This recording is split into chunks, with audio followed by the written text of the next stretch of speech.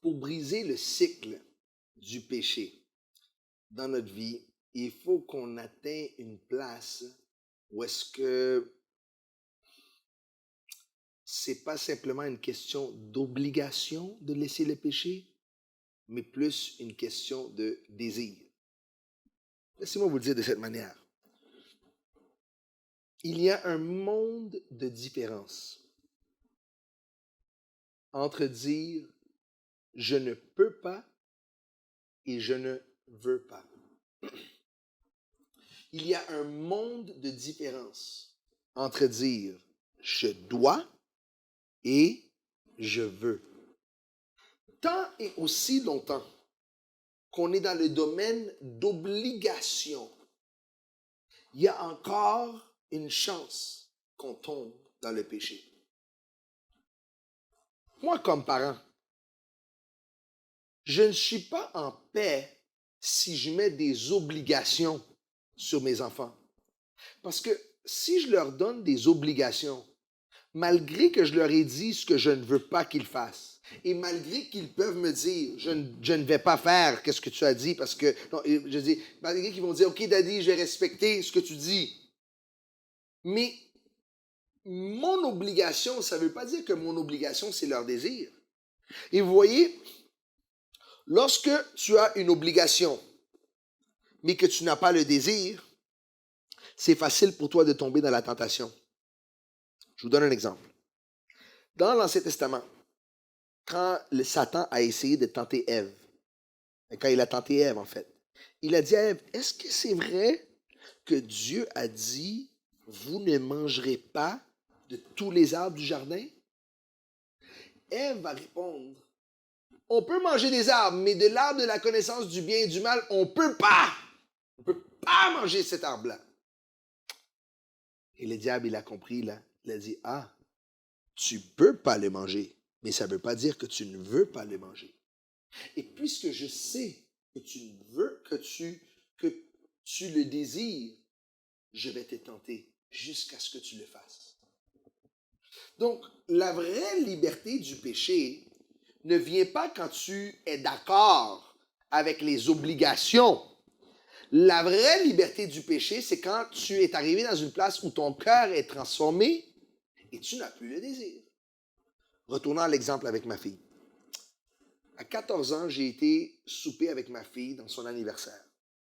Et je lui ai dit, écoute ma fille, tu as 14 ans maintenant, et moi, je ne veux pas que tu rentres dans ces histoires-là, dans des relations avec gars, d'être dans des relations chum, ou avoir quelqu'un, tu as un amant, tu as quelqu'un que tu aimes.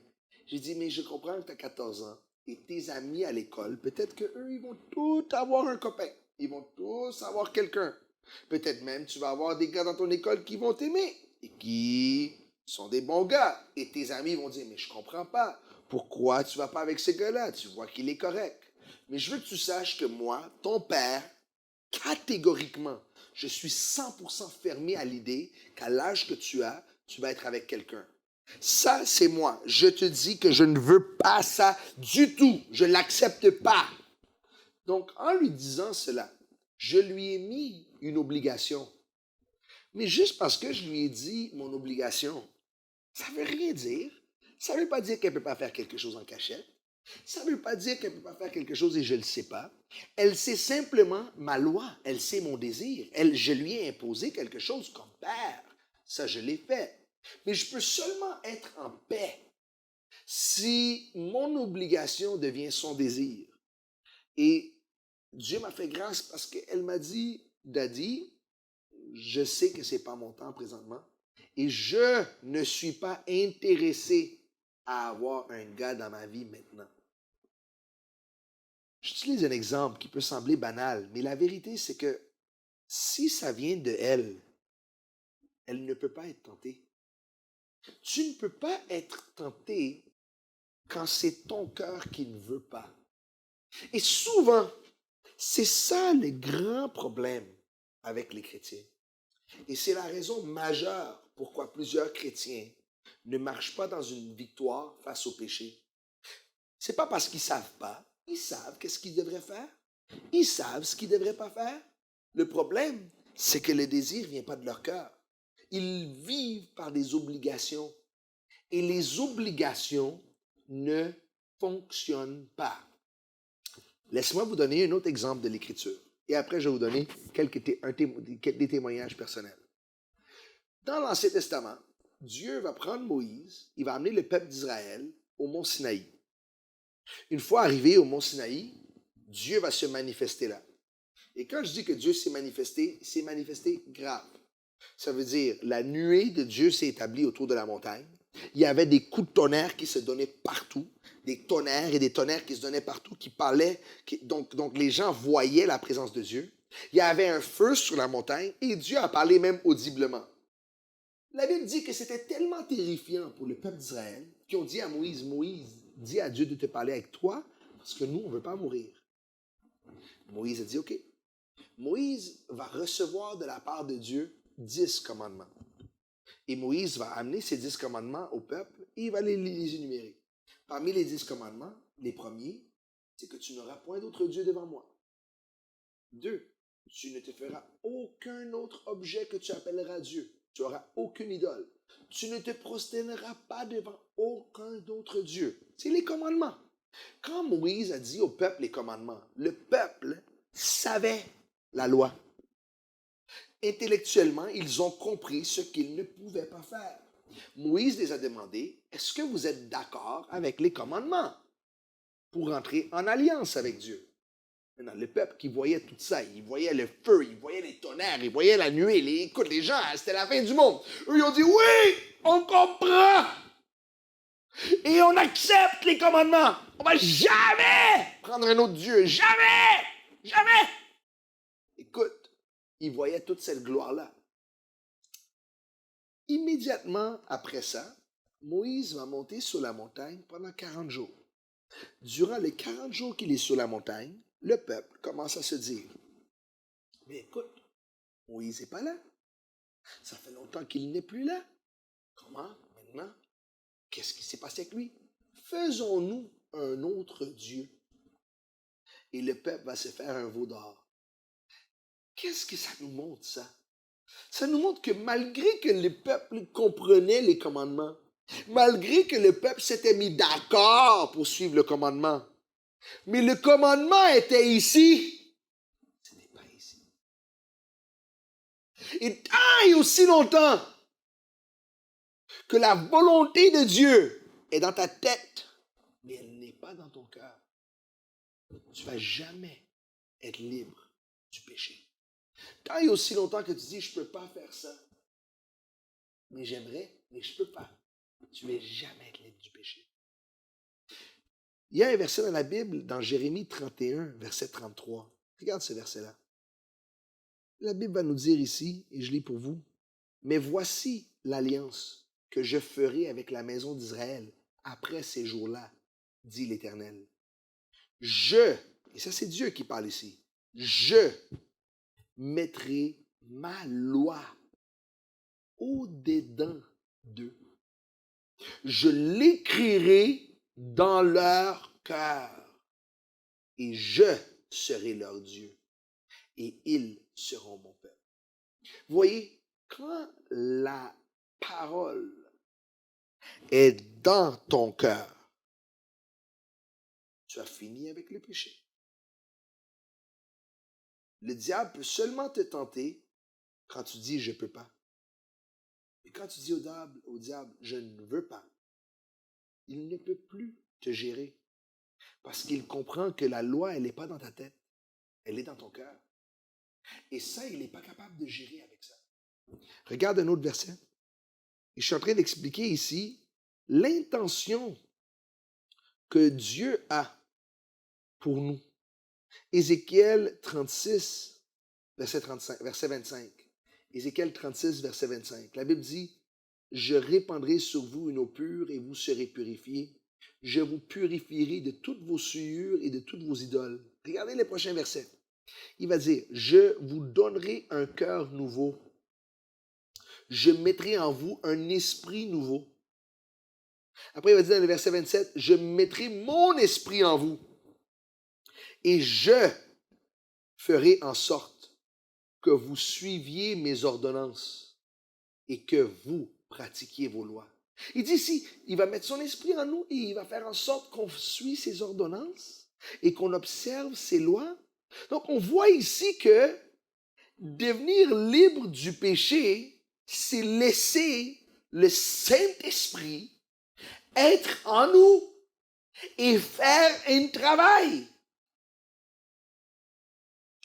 Il y a une raison pourquoi on a fait les cours dans cette Ready, Set, Grow de cette manière systématique. Normalement, dans le cours que tu es rendu aujourd'hui, tu devrais déjà avoir commencé à développer ton esprit. Tu devrais être dans la lecture de la parole. Tes temps de prière devraient déjà être fixés. Tu devrais avoir déjà commencé à développer une relation avec Saint-Esprit. Si tu es rendu là, cet esprit a déjà commencé à disposer ton cœur. Écoute, je sais de quoi je parle ici. À l'âge de 9 ans, j'ai tombé dans la pornographie. À 9 ans. Et j'étais tellement devenu accro que dans mes années d'adolescence, je pourrais dire que je ne pouvais pas m'en passer. J'étais devenu sexuellement obsédé. À 18 ans et demi, 18 ans, quand j'ai reçu Christ dans mon cœur, 2 semaines après avoir reçu Christ, il y avait un dimanche, je retourne à la maison. Maintenant, à cet âge-là, j'avais toutes mes revues et mes revues de femmes nues. J'étais habitué à ça. Maintenant, comprends que pour moi, avoir des revues de femmes nues, ce n'était pas quelque chose de bizarre. Toutes mes amies que j'avais à l'époque, ils avaient leur propre revue. Donc, j'en parlais même avec mes amis. J'ai jamais pensé que peut-être c'était tabou ou que c'était même mauvais. Pour moi, c'était même normal de regarder des femmes nues. C'était même pas une question, bon, est-ce que c'est mauvais? J'avais pas de gêne ni de honte. Les copines que j'avais à l'époque, j'écoutais la pornographie avec eux. Ils trouvaient ça aussi normal que moi. Quand je me couchais le soir, c'était habitude pour moi de regarder mes revues comme ça. J'étais lié à l'impureté. Le pasteur n'a même pas prêché sur l'impureté sexuelle. Il n'a pas touché sur la pornographie. Il n'a pas touché sur les femmes nues. Il a prêché un message complètement différent. Ça n'avait rien à voir. Et les gens à l'église, ils ne savaient même pas que j'avais ces revues-là. Et pour moi, c'était absurde. Il n'y avait rien pour moi pour considérer que peut-être c'est pas correct. Pourtant, 2e semaine que je vais à l'église, j'arrive chez moi, je suis en train de regarder mes revues, et pendant que je regarde les femmes nues, je sens à l'intérieur de moi un dérangement. Et je ne comprends pas. Je me dis, qu'est-ce qui se passe? Pourquoi je me sens mal en train de regarder ces choses, ces femmes-là? C'est même pas la première fois que je regarde ces revues-là. Tu sais, ça s'appelle quoi, ça? Vous vous rappelez dans le premier cours, quand je parlais sur la conscience qui se réveille? Quand Saint-Esprit commence à rentrer, il éveille ta conscience. Malgré que personne m'a donné un verset de la Bible pour me dire que qu'est-ce que je faisais, c'était pas bon, j'étais toute seule en train d'être convaincue que ça, c'était le péché. Il n'y avait personne dans ma chambre. Il n'y avait personne pour me parler. La seule personne qui me parlait dans ce moment-là, il s'appelle Saint-Esprit. Et Saint-Esprit était en train de me dire, c'est le temps pour toi de te débarrasser de ces livres-là. Je vais t'échanger dans un homme qui va devenir un homme fidèle. Un jour, tu vas être un homme marié. Et tu dois le délaisser, cette vie-là. Ça m'a pris 3 jours. Après 3 jours, j'ai débarrassé tous mes livres de pornographie, toutes mes vidéos, et j'ai jamais retourné. Je parle de 9 années de dépendance libérée en 3 jours. Sans prière, sans prédication. La seule chose qui m'arrivait, c'est que le Saint-Esprit était en train de mettre sa loi dans mon cœur. Et pendant que ça rentrait, je laissais les péchés. J'ai sacré constamment. Saint-Esprit, j'ai arrêté de sacrer. Je veux que tu saches que quand on parle de laisser les péchés, si pendant qu'on parle de ce cours-là, tu es en train de regarder à les péchés dans ta vie et tu te dis, mais comment je vais faire? Ça va être dur. Tu n'as rien compris. Laisser le péché, ce n'est pas difficile. La seule chose à faire, c'est laisser le Saint-Esprit faire un travail de mettre son cœur en toi. Si son cœur s'installe en toi, par effet secondaire, le péché va te laisser. C'est ça qui s'est passé dans ma vie. Écoute, je veux vous parler de où Dieu veut nous rendre. Dieu veut nous amener dans qu'est-ce que j'appelle 2 niveaux de sanctification. La sanctification extérieure et la sanctification intérieure. Quelqu'un dit, sanctification, c'est quoi que ça veut dire? Très simple. Le mot sanctifier parle du processus par lequel nous devenons de plus en plus comme Jésus-Christ. C'est ça qu'on appelle le processus de sanctification. Je vais le répéter. Le processus par lequel nous devenons plus comme Jésus-Christ. Ça, c'est la sanctification. Maintenant, la personne qui est en charge de nous sanctifier, c'est Saint-Esprit. C'est lui qui nous conduit dans la vérité. C'est lui qui veut nous rendre de plus en plus comme Jésus, parce que le plus qu'on devient comme Jésus, le plus qu'on peut le glorifier. Maintenant, Saint-Esprit va faire tout le travail en nous pour nous faire débarrasser du péché. Et on doit laisser Dieu faire un travail total, parce que sinon, on n'est pas en train d'honorer le sacrifice que Jésus a fait à la croix pour nous libérer du péché. Le premier, c'est qu'on doit permettre à cet esprit de faire une sanctification extérieure. Pour moi, il y a 2 types de péchés. Il y a les péchés extérieurs, il y a les péchés intérieurs. Je vais clarifier pour vous. Les péchés extérieurs, c'est tout ce que tu fais qui sont des péchés visibles, comme par exemple le vol, le meurtre, acte de violence, le mensonge, la gloutonnerie, la critique, n'importe quel péché, la fornication, la masturbation, l'homosexualité, aller voir un sorcier, se faire lire les mains. Il y a plein de différents péchés extérieurs. La première chose que Saint-Esprit va faire, c'est qu'il va commencer à faire un nettoyage extérieur. C'est-à-dire, tous les péchés que tu fais visibles, il va les enlever.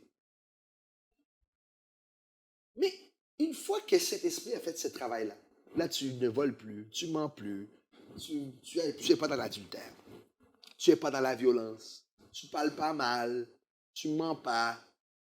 Maintenant, à la vue des hommes, tu as l'air comme quelqu'un de très spirituel. Mais ce n'est pas un travail complet. Si tu étais quelqu'un de violent, mais maintenant tu es plus violent physiquement, mais dans ton cœur, tu es encore en train de battre des gens. Si tu es quelqu'un qui était agressif, mais maintenant tu as arrêté d'être agressif, mais tu es encore rancunier. Si tu es quelqu'un que tu avais des problèmes d'infidélité ou d'impureté, et là tu vis comme une vierge, mais dans ta pensée, tu couches avec plein de personnes, c'est pas mieux. Si nous allons être libres, nous devons être libres totalement. Dis-moi pas que quelqu'un est libre de violence s'il y a encore plein de violence dans son cœur. Dis-moi pas que quelqu'un est libre de l'impureté s'il est encore lié par l'impureté dans ses pensées. Le travail que Saint-Esprit veut faire en nous, c'est un travail qui va beaucoup plus loin qu'une simple sanctification extérieure. La sanctification intérieure, c'est qu'est-ce que j'appelle les péchés du cœur. L'orgueil, la jalousie,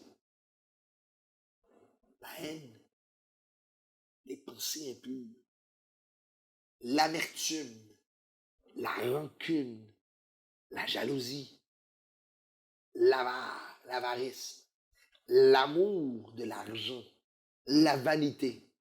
Ça, c'est des choses qui ne se voient pas, mais que Dieu voit. Écoutez-moi. Est-ce que nous allons laisser que notre vie soit à un niveau de sanctification superficielle, ou est-ce que nous allons avoir une vie de sanctification totale? Je ne sais pas pour vous, mais moi, durant les 20 dernières années, 22 ans que je sers le Seigneur, il n'y a aucun secteur de ma vie que si je ne les ai pas mis entre les mains du Saint-Esprit, qui n'a pas changé mon cœur.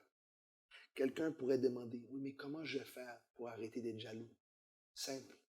Confesse ta jalousie à Dieu et demande à Saint-Esprit de te nettoyer de ta jalousie. Oui, mais je suis quelqu'un d'orgueilleux. Comment que Dieu va faire pour m'enlever mon orgueil? Mais confesse ton orgueil à Dieu. Mets ton orgueil devant Dieu et dis, Seigneur, je suis orgueilleux. Pardonne-moi. Saint-Esprit, donne-moi l'humilité.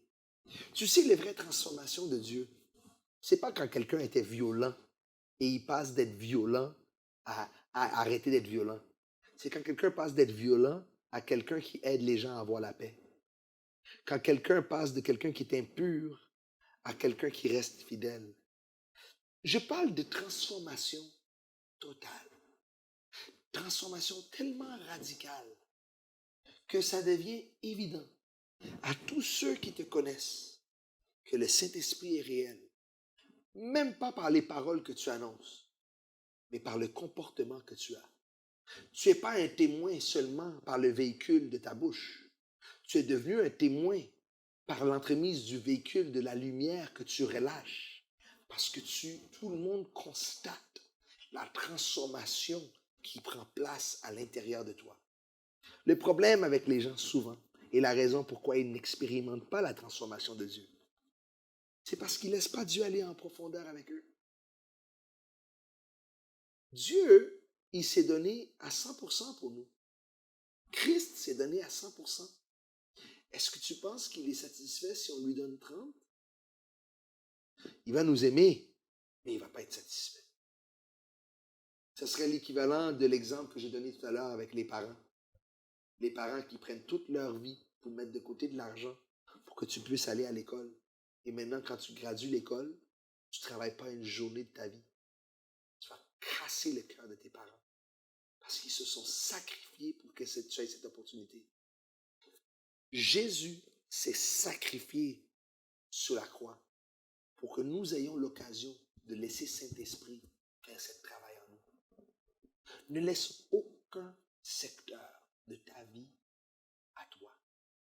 Laisse Saint-Esprit faire un travail total. Confesse-lui tous tes péchés. La meilleure chose à faire, même ce soir, écris une liste. Écris une liste, de tes péchés extérieurs. Es-tu violent? Est-ce que tu écrases les autres? Es-tu décourageant? Es-tu négatif? Est-ce que tu es dans la masturbation? Est-ce que tu es dans l'impureté? Qu'est-ce que tu vois? Que c'est tes péchés extérieurs? Écris-les. Écris-les. Dis, Seigneur, voici, arrache-moi ça. Et après, passe plus loin. As-tu de l'amertume? As-tu de la jalousie? As-tu de l'orgueil? Quels sont tes péchés intérieurs? Mets ça devant Dieu. Pourquoi pas lui permettre de faire un travail? Je te disais quelque chose. Il n'y a aucun secteur de ta vie que si tu ne te permets pas d'avoir un petit peu d'humilité et demander à Dieu de l'aide et t'exposer devant lui, que Saint-Esprit va venir en toi. Nous avons une promesse de la part de la parole de Dieu. Il dit, je mettrai mon esprit en toi et je ferai en sorte, ça c'est Dieu qui parle, je ferai en sorte que tu suives et que tu obéisses à mes commandements. En d'autres termes, si on donne l'accès à Dieu, Dieu va faire le travail de nous transformer. Si on donne notre cœur à Dieu, il va faire le travail de mettre sa loi en nous, à l'intérieur. Je suis toujours bouleversé de voir des gens qui vont à l'église plein d'années. Ils connaissent plein de versets, connaissent plein, ils ont écouté des milliers de prédications. Mais tu vois que toute la parole qu'ils ont, c'est juste dans leur tête. Rare est le moment que que tu vois que la parole est dans leur cœur.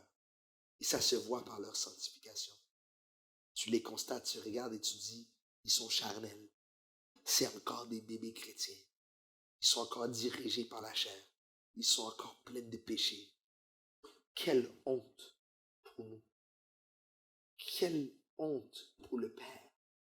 Il doit voir que son fils a été massacré pour que des enfants, des bébés, qui ne font pas le travail de laisser Saint-Esprit les amener dans un niveau de maturité et de perfection pour être des vrais représentants pour Christ.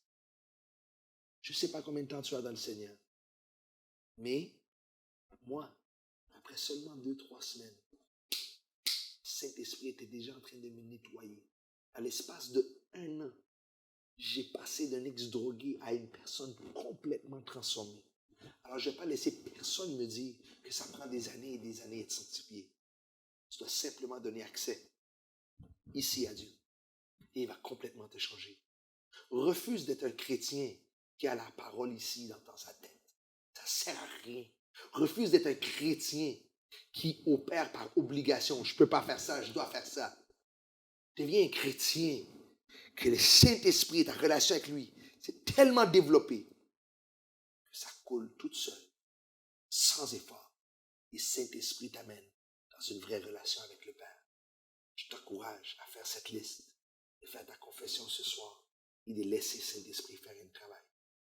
Dans les prochains cours qu'on va commencer, après ce segment, nous allons toucher sur le moi et nous allons passer dans une autre dimension de profondeur avec notre Dieu. Que le Seigneur vous bénisse.